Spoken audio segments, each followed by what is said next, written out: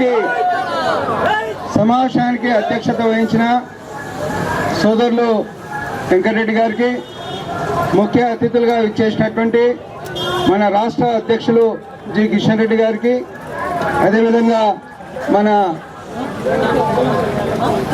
కేంద్ర మాజీ మంత్రివర్యులు మన ప్రియతమ నాయకుడు బండారు దత్తాత్రేయ గారికి, రాష్ట్ర మాజీ మంత్రివర్యులు పెద్దలు గౌరవనీయులు మేచినేని కిషన్ రావు గారికి, అదేవిధంగా బద్దం సుభాష్ రెడ్డి గారికి, మన యొక్క అధికార ప్రతినిధి ప్రభాకర్ గారికి, అదేవిధంగా లింగమన్న గారికి, మన దళిత మోర్చా అధ్యక్షులు రాములు గారికి, వేదికను అలంకరించిన ఇతర నాయకులకు, సోదరుమల్లారా, దయచేసి మనమందరం కూడా ఈ దీక్షలో పాల్గొంటున్నాం.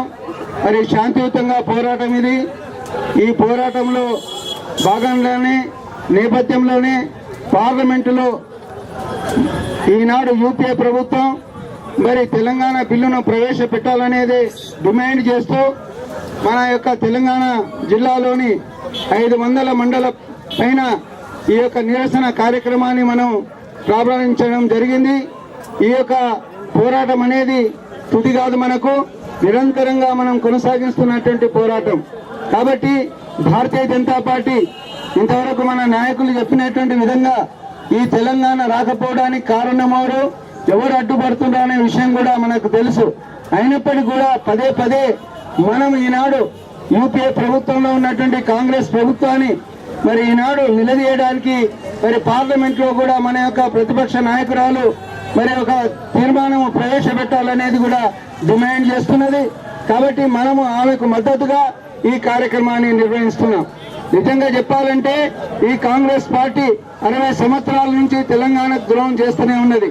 ఆనాటి ప్రజల కమిషన్ కానీ, లేకపోతే ఆనాటి ముల్కీ యొక్క సమస్యను కానీ మరి మూలకు తోలడం అనేది జరిగింది. అంతేకాకుండా మరి పెద్ద మనుషుల యొక్క ఒప్పందం పేరుతోని మళ్ళీ ఆంధ్ర రాష్ట్రము భాషాతర రాష్ట్రాలుగా ఏర్పడ్డప్పటి నుంచి కూడా మనకు ఏ రకంగా అన్యాయం నిలబెట్టిందో మనము ప్రతిదినం కూడా మరి పత్రికల్లో వచ్చేటువంటి ఆర్టికల్స్ లో కానీ, లేకపోతే మనం ప్రతిరోజు తెలంగాణ ఉద్యమం జరిపే విషయంలో మన నాయకులు చెప్పే విధానానికి మనం ఈనాడు మరి మనం ఒక్కటిగా నిలబడాలని కోరుకుంటున్నాం. కానీ రాజకీయ పార్టీలుగా మరి ఈనాడు అందరూ ఒక త్రాటి మీద పోరాటం చేస్తే ఈ తెలంగాణ ఎన్నడూ వచ్చేది. కానీ ప్రతి ఒక్కరు కూడా ఎవరికి దారి ఎమ్మినా తీరుగా ఈ తెలంగాణ ఉద్యమాన్ని చేపట్టి ఎవరికి వారు తెలంగాణ కావాలి, తెలంగాణ వారులం, తెలంగాణ వచ్చేదాకా పోరాటం చేస్తామని పోరాటం చేస్తున్నారు. కానీ మనకున్న చిత్తశుద్ధి, మిగతా వాళ్ళకున్న చిత్తశుద్ధిని కూడా మనము అర్థం చేసుకోవడం చాలా మంచిది.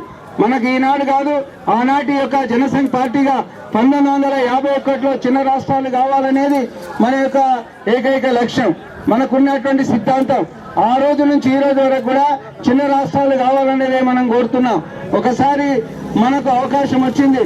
మన యొక్క ప్రియతమ నాయకుడు అటల్ బిహారీ వాజ్పేయి గారు ప్రధానమంత్రిగా ఉన్నప్పుడు 3 రాష్ట్రాలను ఇచ్చినటువంటి ఒక మరి మనకు ఏ రకంగా మరి వాజ్పేయి గారు ఈ యొక్క 3 రాష్ట్రాలను ఇచ్చినటువంటి యొక్క ఘనత చరిత్ర సృష్టించిందో ఈనాడు మన్మోహన్ సింగ్ ఏమైనా చేయగలుగుతుందా అని నేను అడుగుతున్నా. ఆనాడు బీహార్లో ఉన్నటువంటి జార్ఖండ్ విషయంలో కానీ, మధ్యప్రదేశ్లో ఉన్నటువంటి ఛత్తీస్గఢ్ విషయంలో కానీ, లేకపోతే ఉత్తరప్రదేశ్లో ఉన్నటువంటి ఉత్తరాంచల్ కానీ మనం ఇచ్చినటువంటి ఘనత చరిత్ర మనకు దక్కుతుంది. ఆనాడు 3 రాష్ట్రాలతో పాటు ఈ తెలంగాణను ఇవ్వాలనేటువంటి ఒక 4.5 కోట్ల ప్రజల యొక్క ఆకాంక్ష మనకుండే.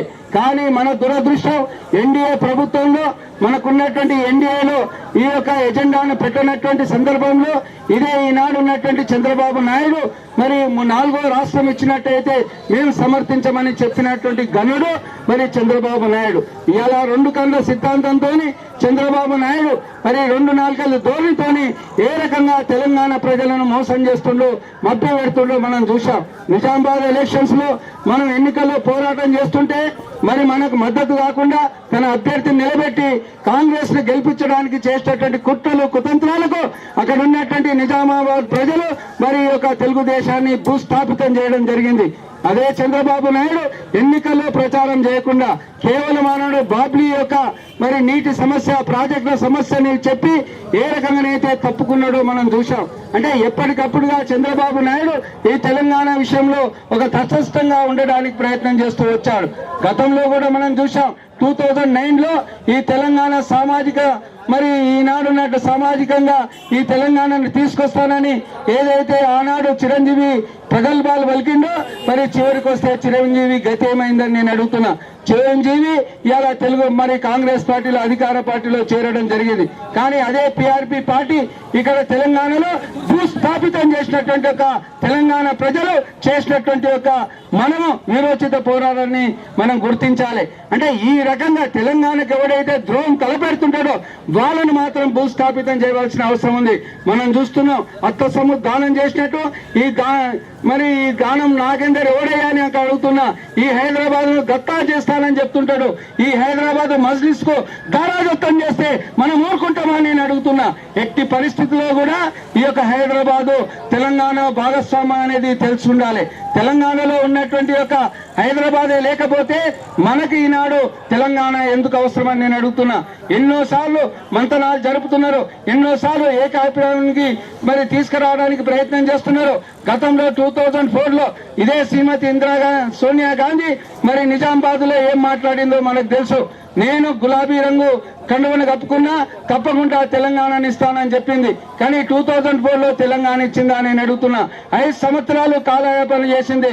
ప్రణబ్ ముఖర్జీ కమిటీ వేసింది. మనని ఏ రకంగా మరి మభ్య పెడుతూ మోసం చేస్తూ దగా చేస్తూ మరి సోనియా గాంధీ కాలం గడుపుతుందో మరి చూస్తూ వచ్చాం. దాని తర్వాత చిదంబరం డిసెంబర్ 9 వచ్చేటువంటి డిసెంబర్కు 2 సంవత్సరాలు పూర్తి చేసుకుంటున్నాం. మరి తెలంగాణ ప్రక్రియను ప్రారంభిస్తున్నానని మధ్యరాత్రి చెప్పిండు. ఎవరి కానుక చెప్పిండు? సోనియా గాంధీ కానుక అని చెప్పిండు. జన్మదినం కానుక అని చెప్పిండు. అంటే జన్మదిన కానుకగా సోనియా గాంధీ యొక్క మరి పేరుతోని తెలంగాణ ప్రక్రియను ప్రారంభిస్తే మరి ఇక్కడ ఉన్నటువంటి యొక్క తెలంగాణ ప్రజలందరూ కూడా మరి ఎంతో సంబరాలు చేసుకున్నారు, ఎన్నో పండుగలు చేసుకున్నారు, ఎన్నో రకాలుగా ఉత్సాహంగా పాల్గొన్నారు. కానీ 24 గంటలు తిరగక మొదలై సీమాంధ్రులు మళ్ళీ ఒకసారి మొదలు పెట్టిండ్రు. మనకు తెలంగాణ కడ్డుగా ఒక ద్రోహం తలపెట్టిండ్రు.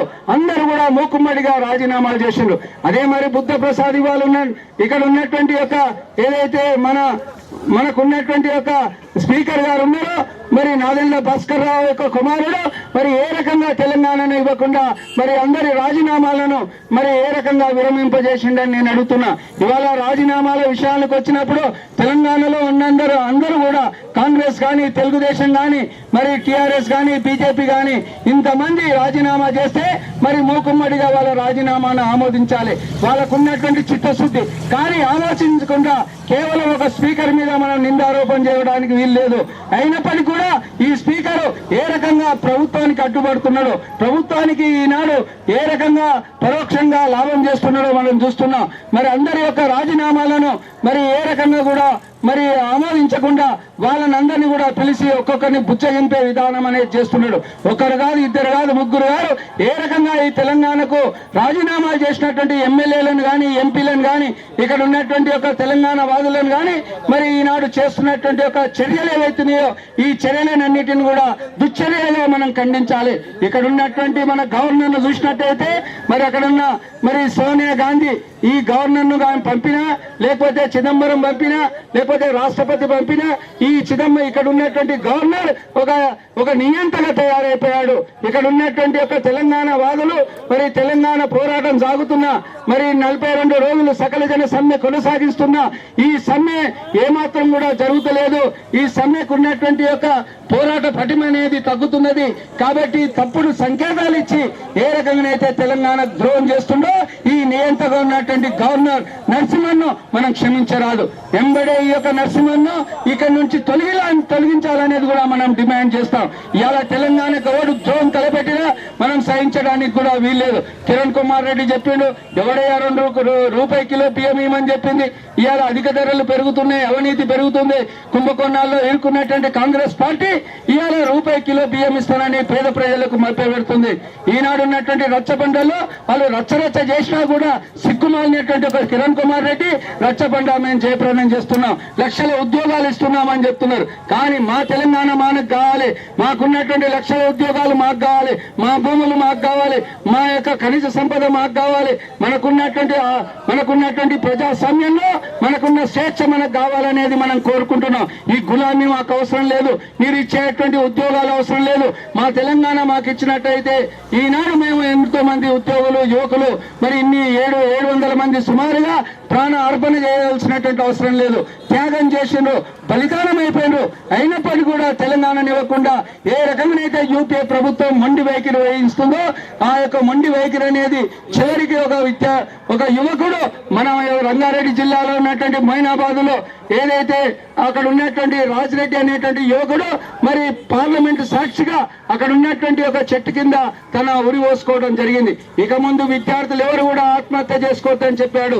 విద్యార్థులు ఆత్మహత్య చేసుకోవడము చివరిగా నేనే ఈ పార్లమెంటులో శీతాకాల ఆనాడు ఉన్నటువంటి వర్షాకాల సమావేశంలో బిల్లు పెట్టమని ఒత్తిడి తీసుకొచ్చిన అక్కడ ఉన్నటువంటి ప్రధానమంత్రి ఏ రకంగా సమర్థుడుగా ఉన్నాడో మనం చూసాం. పార్లమెంటులో బిల్లు పెట్టలే.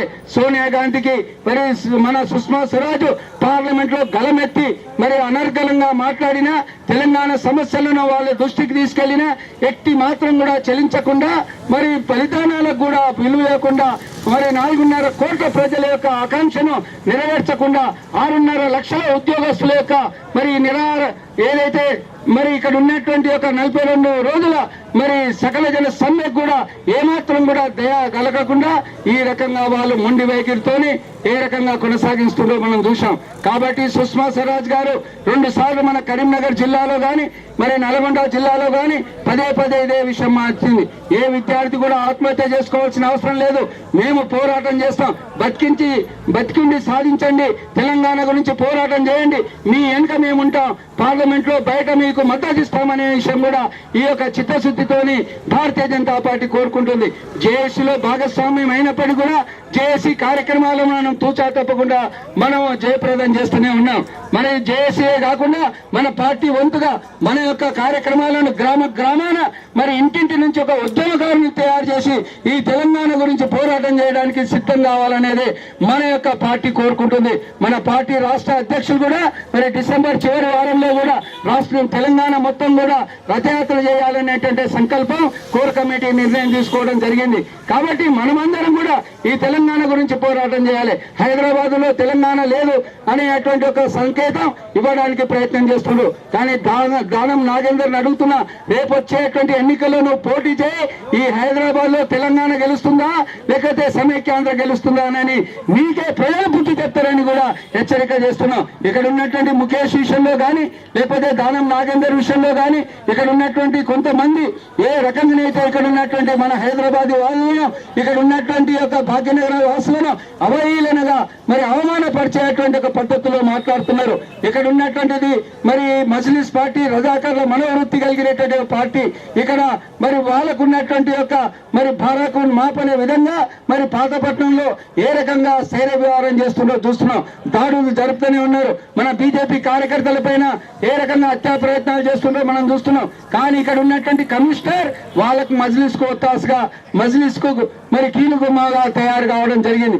అంటే ఈనాడు భారతీయ జనతా పార్టీని ఈ ఉద్యమకారులను అణచడానికి ప్రయత్నం చేస్తున్నారు. నిన్ననే కమిషనర్ ఆఫీస్ దగ్గర మనం ధర్నా చేయడం జరిగింది. కాబట్టి ఈ ఉద్యమాన్ని అణచడానికి మీరు ఎంత ప్రయత్నం చేసినా భారతీయ జనతా పార్టీ తప్పకుండా ఈ తెలంగాణ గురించి పోరాటం చేస్తుంది. నిరంతర పోరాటం జరుగుతుంది. ఇవ్వాలి ఇస్తా రేపిస్తా అని మేము అంటలేం. ఆనాడు డిఎస్ శ్రీనివాసరావు గారు చెప్పిండు రాష్ట్ర అధ్యక్షులుగా మరి కాంగ్రెస్ పార్టీ అధ్యక్షులుగా, ఇచ్చేది మేమే తెచ్చేది మేము అన్నాడు. ఒకసారి కాదు 2 సార్లు కాదు. మన నిజామాబాద్ ఎలక్షన్స్ లో మన యొక్క యువకుడైనటువంటి లక్ష్మీనారాయణ యొక్క చేతుల్లో చిత్తుగా ఓడిపోయిండు. ఇంకా సిగ్గురాది కాంగ్రెస్ పార్టీకి. అంతేకాదు మరి నిన్నటిదాకా కోర్ కమిటీ చెప్పి జానారెడ్డి చైర్మన్ చెప్పి కన్వీనర్ గా కేశవరావు చెప్తూ ఏం చెప్తున్నాడు, ఇచ్చేది మేమే తెచ్చేది మేమే అని చెప్తున్నాడు. కానీ ఒకవేళ కాకపోతే సచ్చేది మేమే అంటున్నాడు. కాబట్టి ఈనాడు నేను కేశవరావుకి హెచ్చరిక చేస్తున్నా, ఇచ్చేది లేదు తెచ్చేది లేదు, చావడం మాత్రం ఖాయం. భారతీయ జనతా పార్టీ తెలంగాణని ఇస్తుంది. అందుగురించే ఈనాడు దేశం మొత్తంలో కూడా ప్రజలు ఈనాడు ఆకాంక్షిస్తున్నారు. 4.5 కోట్ల ప్రజల యొక్క ఆకాంక్ష ఈ తెలంగాణ గురించి. మన రథయాత్రలో పాల్గొన్నటువంటి లాల్ కృష్ణ అద్వానీ గారు కూడా మరి ఆదిలాబాద్ మొదలుకొని హైదరాబాద్ దాకా ప్రతి దగ్గర కూడా తెలంగాణ వాదం గురించి మేము పోరాటం చేస్తాం, మీరు ఈ తెలంగాణ గురించి పోరాటం చేయమని చెప్పాడు. పార్లమెంట్ లో గలమెత్తుతాం, మరి బయట ఇంకా మేము తెలంగాణ గురించి మద్దతు ఉంటాం, చిన్న రాష్ట్రాలు ఇస్తామని కూడా చెప్పిండు. మరి తెలంగాణ గురించి అద్వానీ గారు దేశం మొత్తంలో కూడా పర్యటనలో చెప్పాడు. 4.5 కోట్ల ప్రజల యొక్క ఆకాంక్షను మరి శ్రీమతి ఇందిరాగాంధీ మాట ఇచ్చి తప్పింది. మరి ఏ రకంగా ద్రోహం తలపెడుతుందని చెప్పిండు. ఆ రోజుల్లో 1969లో ఏ రకంగానైతే శ్రీమతి ఇందిరాగాంధీ 369 మంది యువకులు విద్యార్థులను పుట్టలు పెట్టుకుంటే పిట్టలను కాల్చినటువంటి సందర్భంలో తెలంగాణకు శ్రీమతి ఇందిరాగాంధీ ద్రోహం చేసింది. అదే రకంగా ఇవాళ 700 మంది మరి మన యొక్క యువకులు విద్యార్థులు ఆత్మాహుతి చేసుకున్న బలిదానమైనా కూడా ఈనాటికి కూడా సోనియా గాంధీ మనకు తెలంగాణ ఇవ్వకపోవడం ఈ యొక్క సోనియా గాంధీ కూడా ద్రోహం తలపెట్టింది. కాబట్టి ద్రోహాలను క్షమించరాదు, మనం తెలంగాణను సాధించేదాకా పోరాటం చేస్తామనే విషయాన్ని దేశం మొత్తంలో ఉన్నటువంటి వాళ్ళు రేపు జరగబోయేటువంటి 2014 ఎన్నికల్లో మరి లాల్ కృష్ణ అద్వానీ గారి యొక్క నాయకత్వం కానీ, లేకపోతే భారతీయ జనతా పార్టీ నాయకత్వం కానీ, లేకపోతే మన ప్రధానమంత్రిగా మన పార్టీ నిర్ణయించినటువంటి ఎవరైనప్పటికీ కూడా రేపు కేంద్రంలో అధికారంలో రాక తప్పదు, కాంగ్రెస్ పార్టీని చిత్తుగా ఓడిస్తాం, కాంగ్రెస్ పార్టీకి తెలంగాణలో భూస్థాపితం చేస్తాం. ఈ తెలంగాణనిచ్చే పార్టీ భారతీయ జనతా పార్టీ అనే విషయాన్ని కూడా మీకు గుర్తు చేస్తున్నా. అందు గురించి మనము అందరం కూడా శాంతియుతంగా పోరాటం చేయాలి. జాతిపిత మహాత్మా గాంధీ బ్రిటిష్ సామ్రాజ్యాన్ని తరిమికొట్టడానికి ఏ రకంగానైతే మరి పోరాటం సల్పిండో అదే రకంగా ఇవాళ తెలంగాణ గురించి మనము గ్రామాన శాంతియుతంగా పోరాటం జరిపి ఈ తెలంగాణ సాధించేదాకా ఉద్యమకారులను మనం తయారు చేయాలనేది మీ అందరితో కోరుకుంటూ ఈ అవకాశము ఇచ్చినందుకు మరి గ్రేటర్ హైదరాబాద్ యొక్క కార్యనిర్వాహకులకు మరి ఇక్కడ చేసినటువంటి పెద్దలకు పేరు పేరున మీ అందరికీ కూడా మళ్ళొకసారి హృదయపూర్వకంగా ధన్యవాదాలు తెలుపుకుంటూ సెలవు తీసుకుంటున్నా. జై తెలంగాణ.